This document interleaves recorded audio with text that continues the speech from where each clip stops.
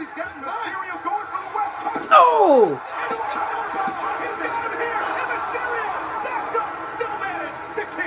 Close ass one. How in the hell did Ray kick out of that? My man Mountie calling me, huh?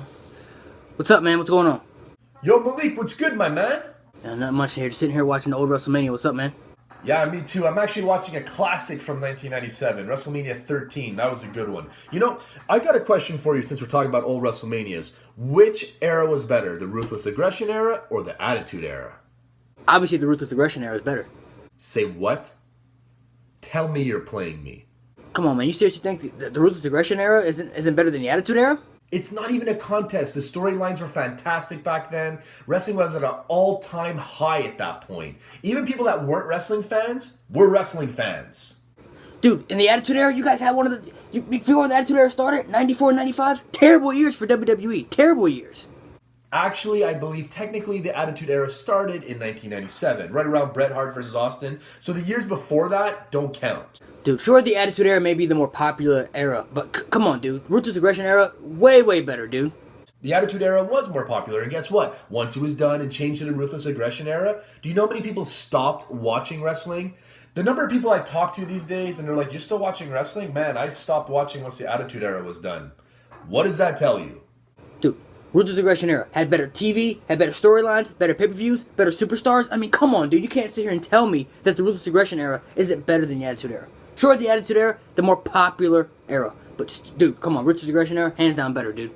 Dude, look at all the superstars we had on the rise coming up in the Ruthless Aggression Era. John Cena, Randy Orton, Batista. Those three Hall of Famers. That's just to name a few. Rey Mysterio, Eddie Guerrero. I mean, those are another five right there. Then we had Booker T, Kurt Angle. I mean, do I need to go on, dude? Triple H. Triple H was a star in the Ruthless Aggression Era. He wasn't a star in the Attitude Era, so you could throw him in for the Ruthless Aggression Era too. You can't tell me we didn't have better superstars, better pay-per-views, better storylines, or better TV.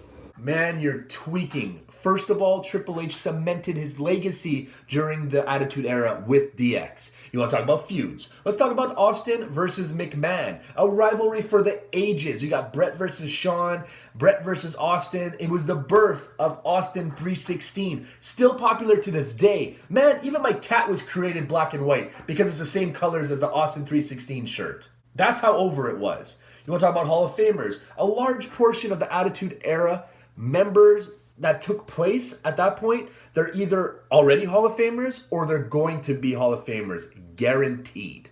Tell me one good thing about the Attitude Era that's better than the Ruthless Aggression Era. The Attitude Era was the rise of Stone Cold Steve Austin, The Rock, Mick Foley, Kurt Angle, Kane, Bret Hart, Shawn Michaels, and others. Okay, I give you. Y'all had Stone Cold Steve Austin. Y'all had The Rock. Y'all had Bret Hart. Y'all had Shawn Michaels. I get that. Those are great. The Hall of Fame superstars too. But dude, our roster, way more stacked. Way more stacked. Stacked? You want to talk about stacked? Tag team wrestling was at an all-time high. You had the Hardy Boys, Dudley Boys, Edge and Christian. They were featured in TLC matches during this era. Look, you had stables that were just so amazing. You had DX, Nation of Domination, you had the Corporation, Ministry of Darkness, the Corporate Ministry. They all developed major rivalries among each other during this time period.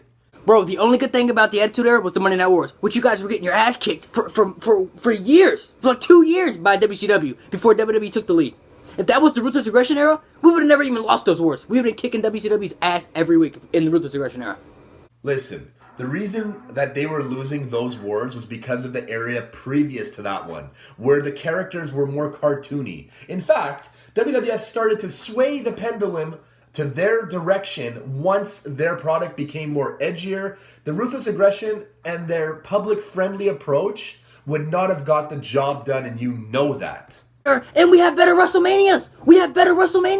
Ruthless Aggression Era had way better WrestleManias than the Attitude Era. Yes, we did. A lot of WrestleManias and Raws and SmackDowns were light years ahead of its time and literally addicting to watch each week and each month. Dude, okay, Attitude Era, the most popular era in wrestling, I get it, because it changed a lot of things. But the Ruthless Aggression Era, it was way better. Overall, it's way better. Yeah, more popular. And when it ended, people stopped watching. What does that tell you? It means the product was making more money at that point. But you wouldn't understand, Malik. You weren't around at that time. I can't blame you. I don't care if I'm not from the Attitude Era, even if I was born. and raised in the Attitude Era, I would still pick the Ruthless Aggression Era. It's obviously better. Listen, I gotta go because I gotta get back to my awesome WrestleMania that not only saved WWE, but paved the path for all the success that came in after it. And if you're not down with that, Malik, I got 2 words for you.